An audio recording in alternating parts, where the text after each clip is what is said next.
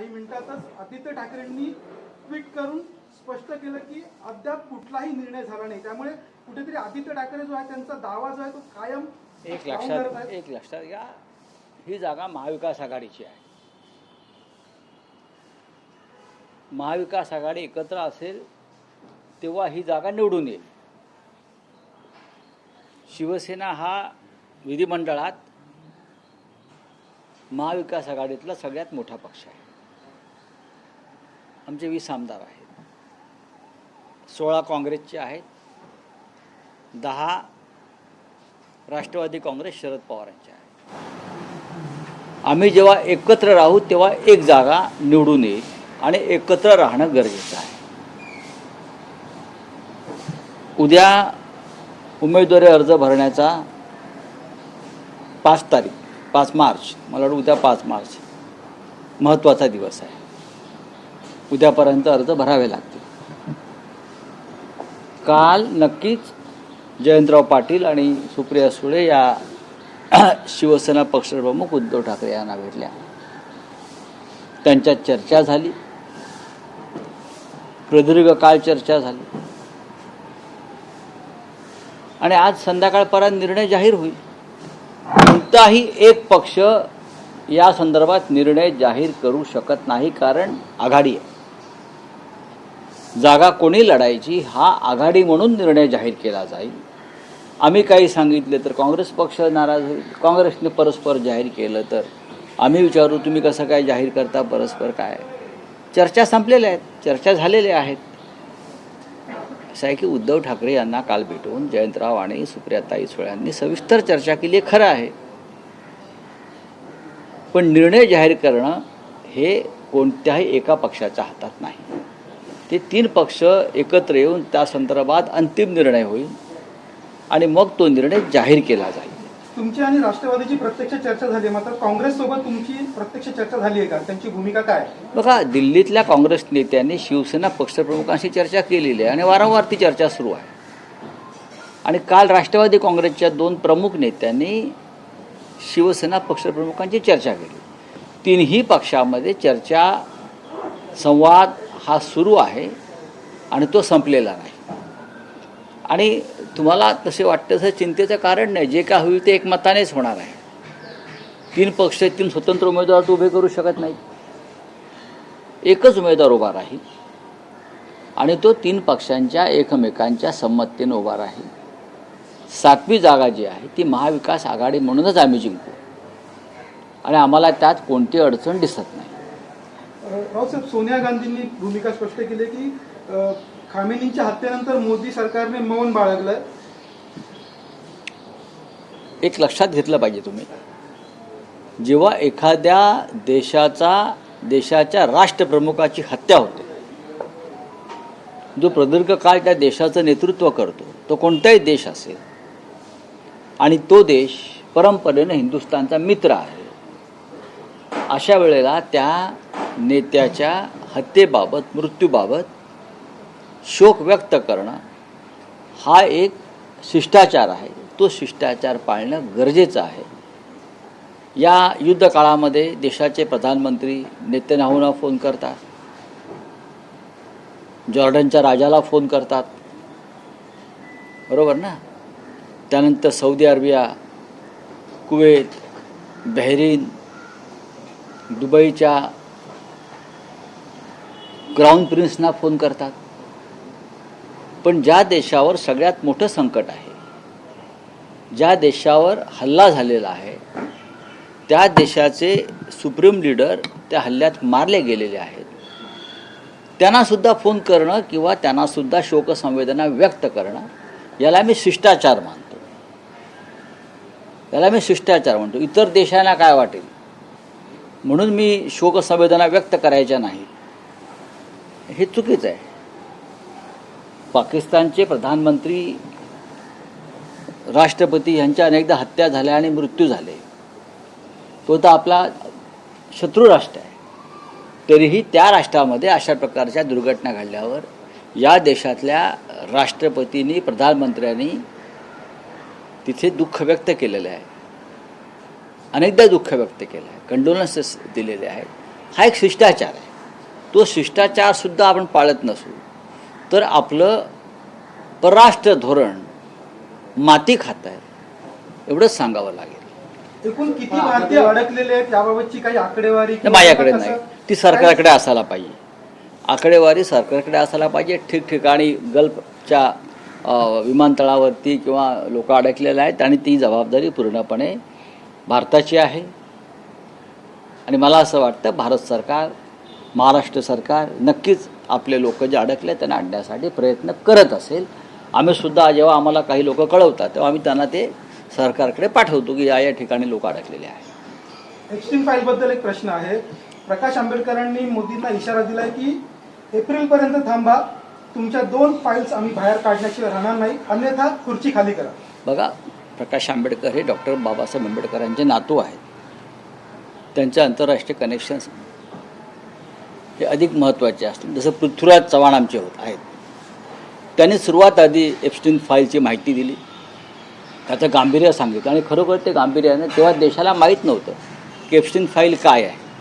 त्यावेळेला पृथ्वीराज चव्हाण यांनी देशाला, महाराष्ट्राला अवगत करून दिलं की अशा प्रकारच्या फाईल्स उघडल्या जातील आणि जगभरातल्या नव्हे तर देशातल्या आपल्या प्रमुख नेत्यांची नावं त्यात असतील आणि सरकार अडचणीत येईल.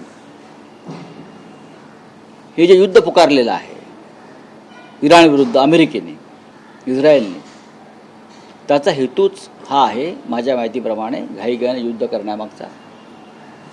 एप्स्टीन फाईलवरचं लक्ष लोकांचं, चर्चा बंद व्हाव्यात. कारण अत्यंत गंभीर स्वरूपाची त्याच्यामध्ये माहिती असल्याची माहिती बाहेर येते.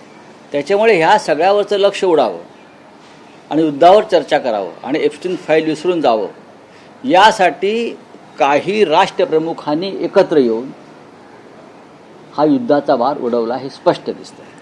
एप्स्टीन फाईलमध्ये बिल गेट्सचं पण नाव होतं आणि बिल गेट्सशी करार करण्यासंदर्भात काही देशांचे जे काही मतभेद होते, आता असं कळतं आहे की याच बिल गेट्सना मोठे करार किंवा मोठा बिझनेस मिळालेला आहे या सगळ्या युद्धानंतर. 8 दिवसात हे सगळं प्रकरण संपलेलं आहे. भारताविषयी म्हणताय का आपण? भारतामध्येही आहे, काही ठिकाणी भारतामध्ये तर त्यांना भाषण करण्यास मनाई करण्यात आली. प्रश्न असा आहे, मी मगाशीच सांगितलं की एप्स्टीन फाईल ज्या पद्धतीनं समोर आल्या, जगभरातली नावं समोर आली नेत्यांची, ट्रम्पपासून भारतातल्या राज्यकर्त्यांची आणि राजकारण्यांची, इस्रायलचे काही प्रमुख लोक आले,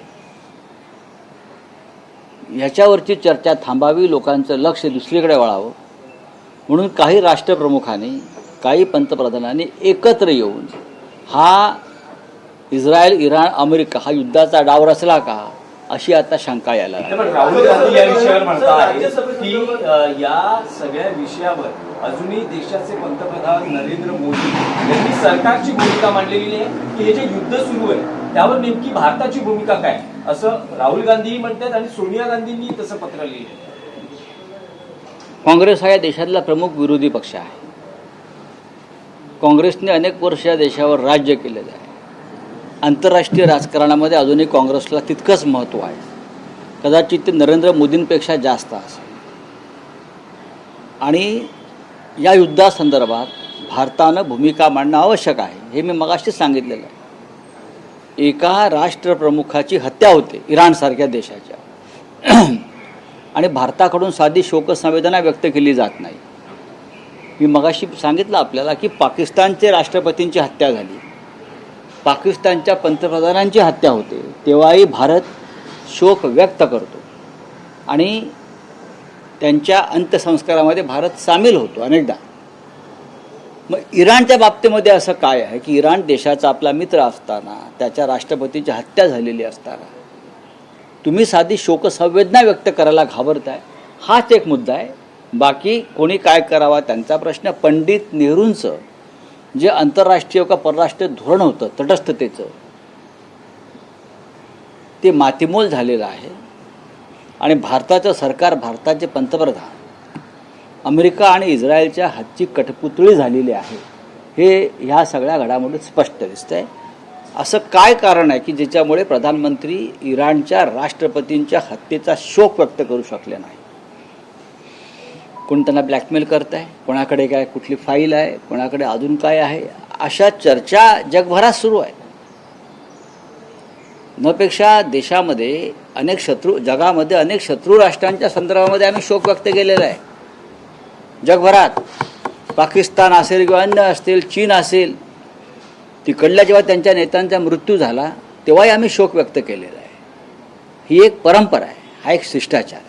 नाही, पण ट्रम्प असं म्हणतायत की भारत पाकिस्तान युद्ध 4 दिवसात थांबवण्याचं श्रेय घेणारे ट्रम्प असं म्हणतायत की हे युद्ध साधारण 4 ते 5 आठवडे चालेल. त्याहीपेक्षा जास्त चालेल. अमेरिकेला किंवा रशियाला अफगाणिस्तानबरोबर सुद्धा युद्ध करता आलं नाही शेवटपर्यंत, आणि त्यांना तिथून गाशा गुंडाळावा लागला. अमेरिकेला व्हिएतनाममधून पळ काढावा लागला. लक्षात घ्या, तुम्हाला मी सांगतोय, अमेरिकेला व्हिएतनाममधून सुद्धा पळावं लागलं, शेवटी सगळं टाकून त्यांचं सामान. अफगाणिस्तानमधून पळावं लागलं. इराण या सगळ्यांपेक्षा एक झुंजार राष्ट्र आहे. त्याच्यामुळे आता कदाचित प्रेसिडेंट ट्रम्प यांना वाटत असेल की आपण चुकलो, कोणाच्या तरी सल्ल्यावरून आपण हा हल्ला केला. पण यात सगळ्यात जास्त नुकसान होताना मला इस्रायल आणि अमेरिकेचं दिसतंय. कोणाच्या सल्ल्यावरून केला असेल आपल्या संस्थेने? नाही, पण कहा है कि ये युद्ध 4 से 5 हफ्ता चलेगा. ये युद्ध जो है ईरान के साथ, जो ईरान पर जो युद्ध थोपा है,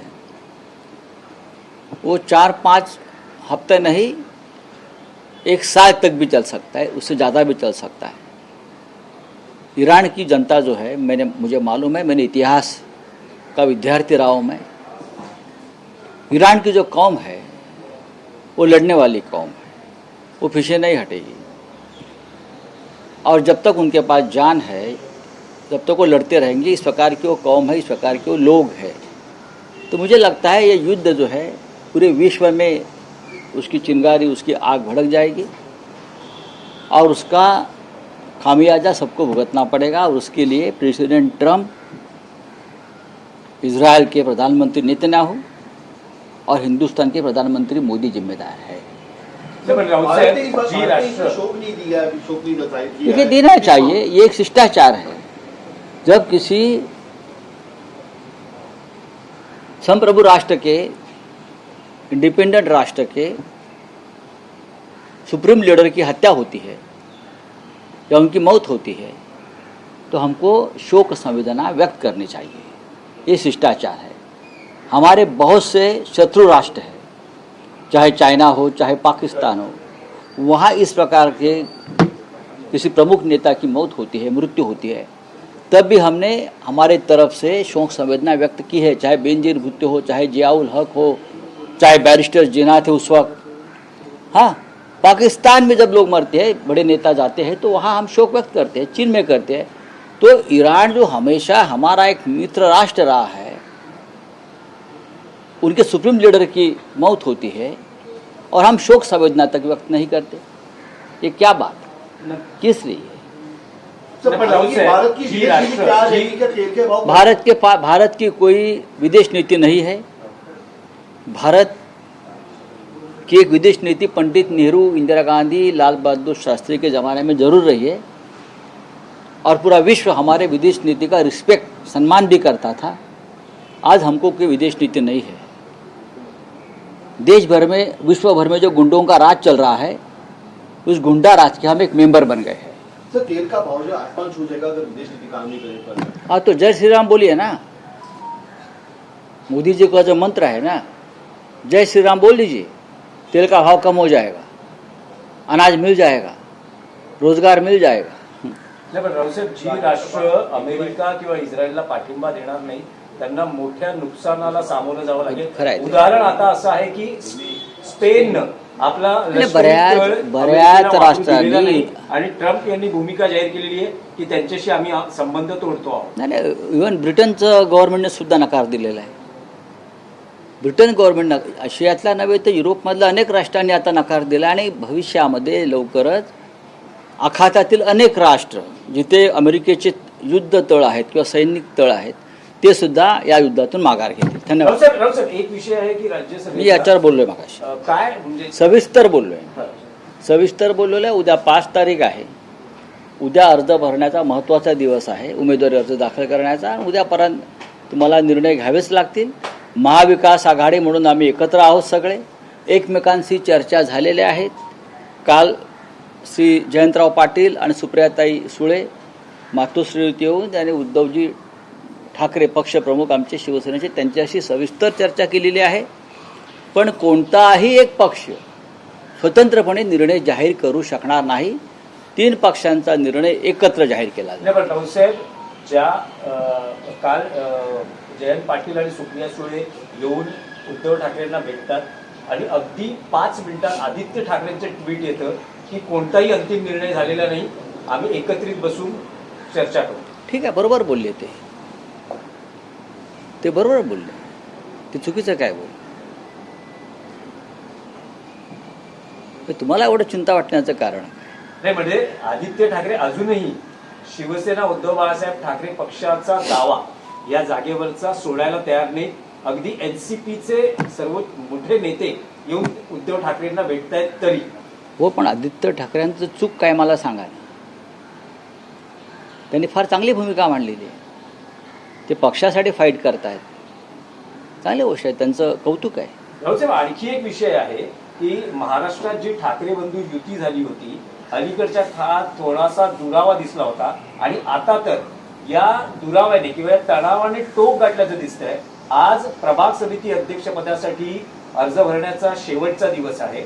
उद्धव ठाकरेंकडून राज ठाकरेंच्या पक्षासाठी प्रभाग समितीचा अध्यक्षपदाचा प्रस्ताव पाठवण्यात आला. राज ठाकरेंनी हे प्रभाग समितीचं अध्यक्षपद स्वीकारण्यास नकार दिलेला आहे. त्यामागचं कारण असं म्हटलं जातं की स्वीकृत नगरसेवक पद जे उद्धव ठाकरेंनी आपल्या कोट्यातलं मनसेला देणं अपेक्षित होतं, जे मिळालं नाही. आणि त्यामागचं कारण होतं की राज ठाकरेंची एकनाथ शिंदेंची वाढती सलगी आणि यामुळे उद्धव ठाकरे नाराज होते. तर तणाव वाढला आहे ठाकरे बंधू युतीतला. तणाव वाढल्याची माहिती मला तुमच्याकडनं आता कळते आहे. असं असेल तर नक्कीच आम्ही सगळे जाऊन राज ठाकरे यांची भेट घेऊ, त्यांच्याशी चर्चा करू, त्यांच्याशी बोलू. आणि मी तर नेहमीच जातो, उद्धवजीही जातील, राज ठाकरे येतील. एवढं तुम्ही ताणू नका. मीडियाला हवंय म्हणून हा विषय फार ताणू नये. आम्ही एकत्रच आहोत.